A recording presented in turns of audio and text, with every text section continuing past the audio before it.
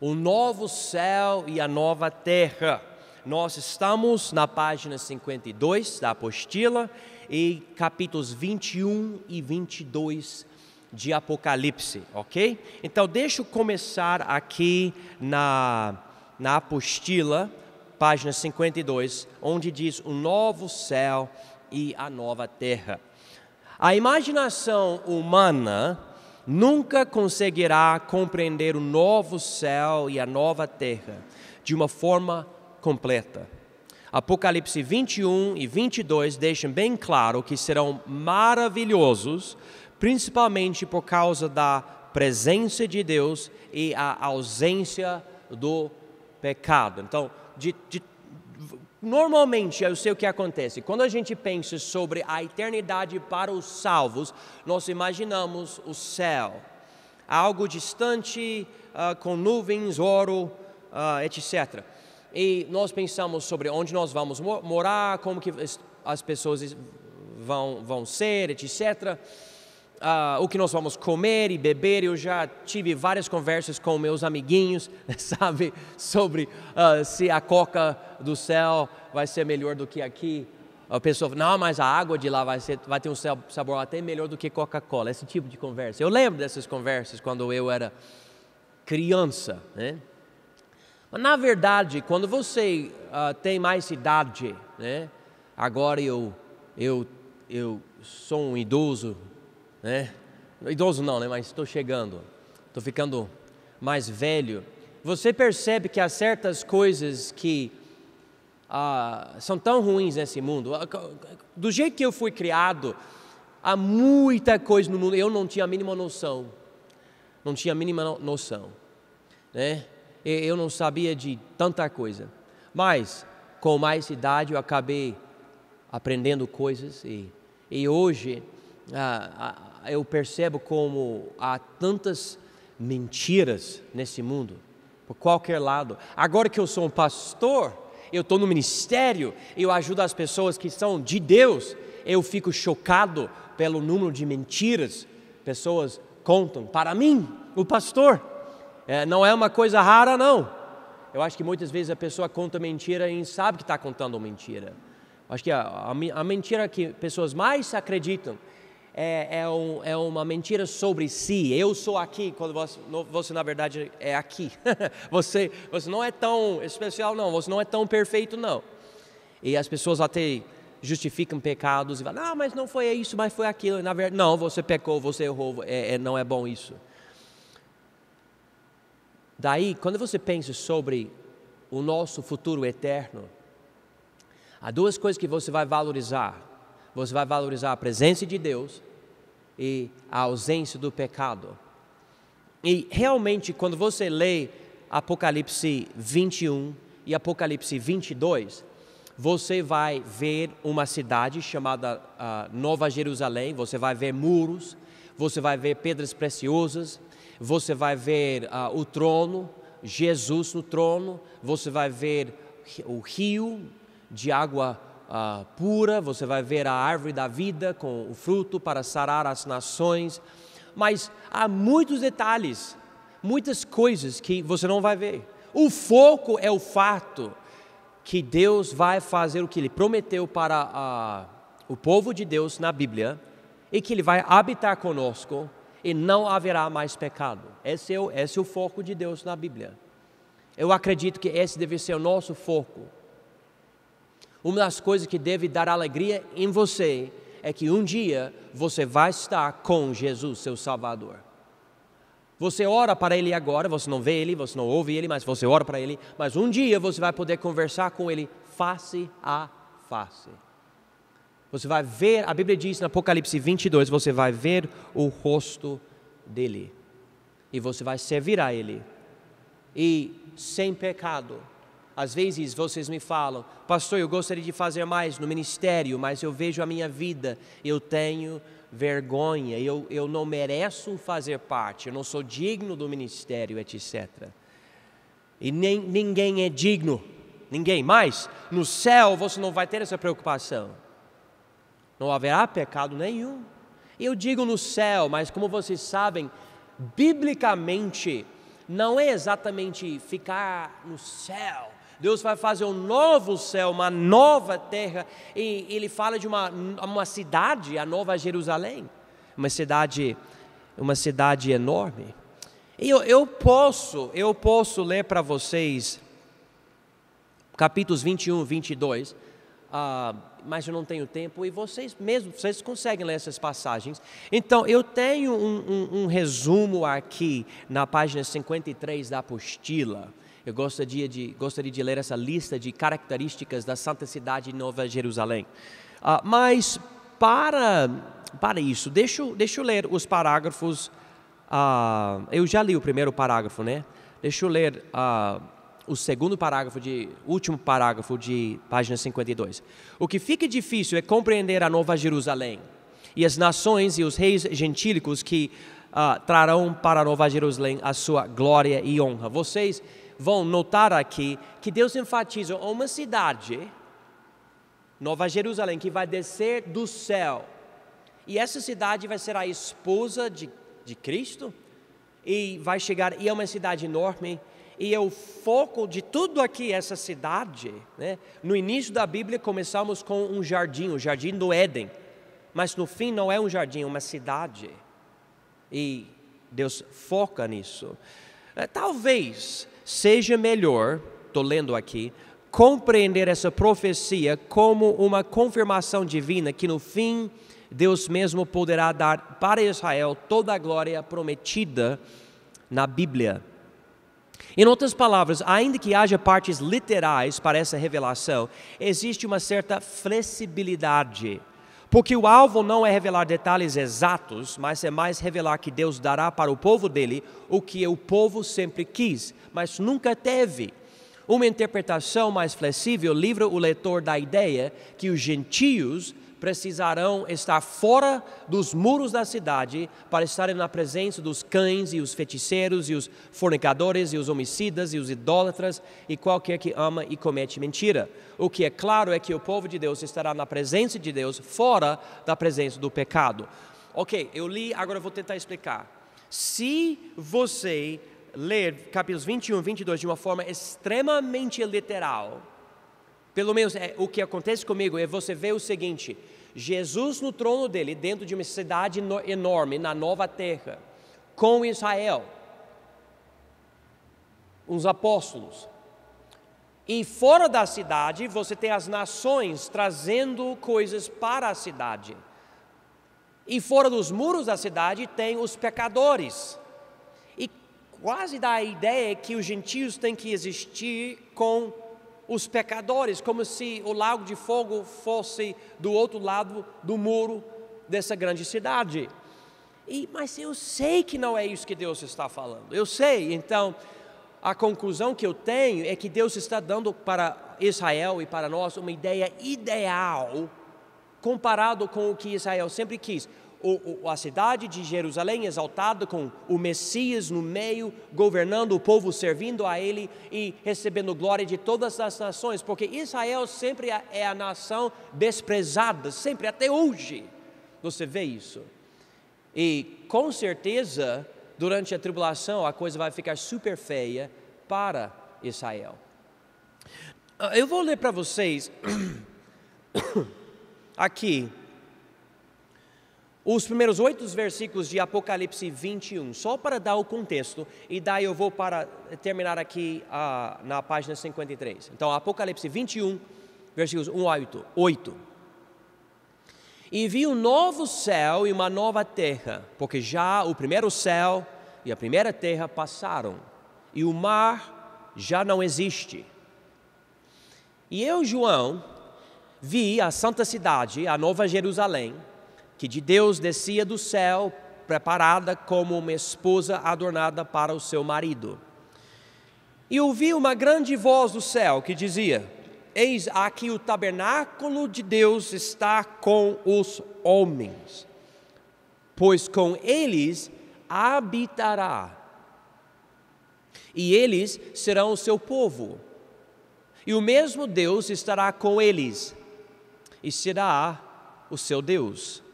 E Deus limpará de seus olhos toda lágrima, E não haverá mais morte, nem pranto, nem clamor, nem dor, porque já as primeiras coisas são passadas. E o que estava sentado sobre o trono disse: eis que faço novas todas as coisas. E disse-me: escreve, porque estas coisas são verdadeiras e fiéis. E disse-me mais: está cumprido, eu sou o Alfa e o Ômega, o princípio e o fim. A quem quer que tiver sede, de graça lhe darei da fonte da água da vida. Quem vencer, herdará todas essas coisas, e eu serei seu Deus, e ele será meu filho. Mas quanto aos covardes, e aos incrédulos, e aos abomináveis, e aos homicidas, e aos fornicadores, e aos feiticeiros, e aos idólatras, e a todos os mentirosos, a sua parte será no lago que arde com fogo e enxofre, o que é a segunda morte. Agora, vamos chegar aqui na apostila. Como eu falei, eu não vou ler os 2 capítulos inteiros. Eu já mencionei algumas coisas que eu vou mencionar de novo, mas vamos notar algumas características dessa cidade enfatizada aqui, que é o fim. É o fim. É o que ele descreve para nós na Bíblia. Número 1, na página 53, falando da santa cidade. Ela descerá do novo céu para a nova terra. Uma ideia que eu tive hoje, na verdade, pensando sobre isso: Deus vai ter que desfazer o céu e a terra que nós conhecemos hoje. Onde nós vamos estar? Não sei, mas parece que do jeito que a coisa está escrita aqui, Deus vai nos proteger. O fogo, claro, não vai alcançar a gente. Nós vamos estar com Deus, vamos dizer, nessa cidade. E do lugar dele vai descer do novo céu para a nova terra, essa cidade. Ele vai nos proteger. A passagem diz aqui que Deus colocou João em cima de um monte para ver a descida dessa cidade. É tipo tudo preparado para nós. Novo céu, nova terra, e daí nós descemos nessa nova cidade como essa esposa do Cordeiro. Número 2, Deus será seu habitante, seu templo e sua luz. Ele fala que o tabernáculo de Deus está conosco, ele vai habitar conosco. A ideia do tabernáculo mesmo no Velho Testamento é que Deus decidiu estar com o povo de Israel. Então, essa ideia, no fim, Deus vai estar conosco. No Antigo Testamento, Israel precisava do sacerdócio e tudo, sacrifícios para poder, até um certo ponto, ter Deus com eles. Nós precisamos receber Jesus agora para ter Ele conosco, mas é uma forma limitada porque o Espírito Santo é invisível, mas nós vamos estar com Ele lá na glória. E Ele vai ser o templo, então não vai ter templo, Ele vai ser o templo, Ele vai ser a luz. Inclusive diz que não haverá noite, porque Ele vai iluminar o lugar. Na verdade, eu não sei se eu escrevi aqui, mas as portas dos muros da cidade nunca vão fechar, porque não haverá noite. Porque se vocês lembram, as cidades cercadas dos tempos antigos tinham portas fechadas à noite, porque tinha pessoas, salteadores, criminosos, que à noite queriam entrar, ou inimigos de outras nações, então eles fechavam as portas. Mas essa cidade não tem portas, mas a pessoa pode entrar e sair tranquilamente. Número 3, não terá nem pecado, nem os resultados do pecado. Algo que eu já enfatizei para vocês, mas é extremamente importante. Número 4, essa cidade será a herança dos salvos. Ele enfatiza isso em versículo 7, ele fala sobre a gente vencendo. E se você fica com uma dúvida sobre essa ideia de vencer, 1 João capítulo 5, versículos 4 e 5, explica isso. Vencer na Bíblia, nesse sentido aqui, é crer em Jesus contra a ideia do mundo de dizer que Jesus não é tão importante. Não, você crê mesmo como seu Salvador. Daí você vence o mundo, e quem vence vai herdar essa cidade. Ok, Número 5. A cidade será a esposa de Jesus. Será a esposa de Jesus. Ele já falou que Israel vai se casar com Jesus. Ele fala em Efésios 5 que a igreja vai casar com Jesus. No Apocalipse 19 ele fala sobre isso novamente. E aqui ele fala sobre essa cidade sendo a esposa, porque nós vamos ser os habitantes dessa cidade. Número 6. Essa cidade será grande e quadrado, tendo comprimento, largura e altura de 2.225 quilômetros. É incrível, mas os muros vão ter uma certa altura. Eu me lembro de um artista, ele imagina que vai ter uma forma de um pirâmide, a cidade, Jesus no trono. Todo mundo vai ver Jesus no trono a qualquer hora, porque vai ter esse tipo de estrutura, porque ele está no meio. Eu não sei, mas como eu falei, eu acredito que essa revelação aqui tem um certo tipo de flexibilidade. A ideia é que vai ser grande. Número 7, terá a glória de Deus e será construída de materiais preciosos. Ele fala sobre pedras preciosas e ouro e pérolas, essas coisas. Aqui essas coisas são raras. Lá o asfalto vai ser de ouro. E a Bíblia até fala que o asfalto é tão limpo, tão puro, que é transparente. Interessantemente, isso não é louco. Os astronautas, como fala? É astronauta, né? Eles usam uma camada de ouro transparente no... Como se fala? Visor, vocês falam? Do capacete. Eles usam isso por causa da natureza da coisa lá no espaço. Número 8. A cidade honrará as 12 tribos de Israel e os 12 apóstolos de Cristo. E você pode ler isso em capítulo 21. Mas imagina, sendo Pedro, Tiago, João, eles sabem que eles erraram, mas Deus vai eternamente honrar esses homens com os nomes deles nessa cidade. Eu acho incrível isso. Eu não sei, eu imagino que de uma forma ou outra Ele vai querer fazer o mesmo conosco. Eu já sei que a roupa da noiva, nós somos a noiva, vai ser as nossas justiças. Enfim, coisas que chamam muito minha atenção. Eu fico curioso, eu acho muito interessante. Número 9.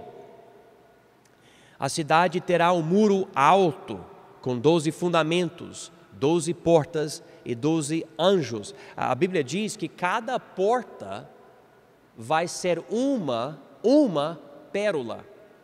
Então imagina o tamanho de uma pérola dessa, que é uma pérola, que é a porta, mas é o que a Bíblia revela. Número 10.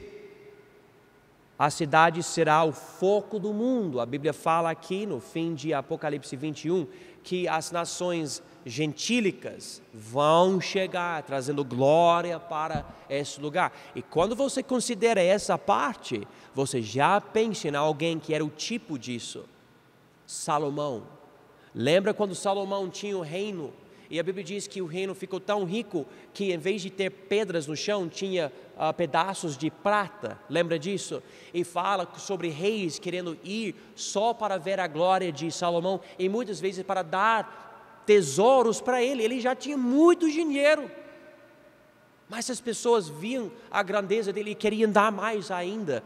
É uma coisa muito interessante, mas essa é um tipo das coisas que vão acontecer nos dias de Cristo, no novo céu, na nova terra, na nova cidade de Jerusalém. Número 11, a cidade terá perfeita paz. Eu já enfatizei essas coisas para os irmãos. Número 12, a cidade terá um rio puro de água da vida, uma praça. No inglês, essa praça é uma estrada, mas no português é uma praça. Uma praça e a árvore da vida. E interessantemente fala que as folhas são para a saúde das nações. 22, 2. E eu vou falar para vocês, eu só consigo interpretar isso de uma forma flexível, dizendo que Deus tem como sarar as nações, porque ninguém vai precisar ser sarado. lá. Mas se você interpretar dessa forma, que é a ideal, tem de tudo lá, daí fica mais fácil entender essas coisas. Número 13, nessa cidade Deus vai reinar, que eu já enfatizei. E número 14, nós seremos servos e reis, vendo o rosto do nosso Senhor e tendo o nome dele. Vamos ver aqui, só para enfatizar esse último ponto. Aqui em Apocalipse 22, veja aqui o que ele diz, versículos 3 e 4. E ali nunca mais haverá maldição contra alguém. Em outras palavras, lembra quando Deus amaldiçoou a terra por causa do pecado do homem? Em Gênesis 3, ele diz, nunca mais, nunca mais. Alguém pensa, mas e se a gente pecar lá no céu, o que vai acontecer conosco? Você não precisa se preocupar. Ele diz aqui, nunca mais haverá maldição contra alguém. Nós não vamos pecar, nós não vamos ser capazes de pecar. E ele não vai amaldiçoar ninguém. Ele continua, e nela estará o trono de Deus e do Cordeiro. E os seus, olha aqui, servos o servirão. Então nós não vamos para o céu para viver as nossas vidas. Nós vamos para o céu para, em toda alegria, servir o nosso Senhor e Salvador. E, irmãos, se isso parece ruim, você não conhece muito bem o nosso Senhor, porque vai ser a maior alegria servir a Ele. Mas olha a parte que eu acho mais especial ainda. Versículo 4. E verão o seu rosto, e nas suas testas estará o seu nome. Sabe, aqui você tem patrão, patroa, e você pode trabalhar muito às vezes e você nunca vê essa pessoa. Ou você pode ser cidadão de um reino e você nunca vê o rosto do seu rei. Ele manda e se você não obedecer, você morre. Aqui no Brasil é um pouco diferente, porque tem presidente e tudo, mas você só na TV você vê ele. Aparentemente para nós vamos servir a Jesus, e eu não sei como ele vai fazer tudo, nós vamos ver o rosto dele. Não é interessante essa ênfase aqui? Quando você para pensar, mas isso seria muito bom, comparado com, por exemplo, aqui alguém fica mandando em você, faz isso, faz aquilo. Alguém da sede ligando para você, faz isso, você nunca vê a pessoa, mas a pessoa sempre está mandando. Mas você vai servir a Jesus com toda a alegria, você não vai ter medo de nada, Ele não vai amaldiçoar você. E você vai ver Ele. E você vai ter o nome dEle em você, que quer dizer, Ele se identifica com você. Você é a propriedade dEle. Ele é o dono de você, Ele está feliz com isso. Ele não vai jogar fora você, nada disso. E por toda a eternidade, você vai servir a Ele. E como eu já enfatizei, servindo a Ele, você vai conhecer Ele cada vez mais. E Deus sendo eterno, infinito e perfeitamente bom, cada coisa que você aprende sobre Deus só vai trazer para você alegria e mais alegria ainda. Realmente um verdadeiro paraíso. Mas é só para quem recebe Ele de verdade. A pessoa que não recebe Jesus de verdade, se arrependendo e dizendo, Jesus, seja meu Salvador, por favor, eu creio em Ti. Então essa pessoa não vai, mas a pessoa que crê nele mesmo, essa pessoa vai estar com Ele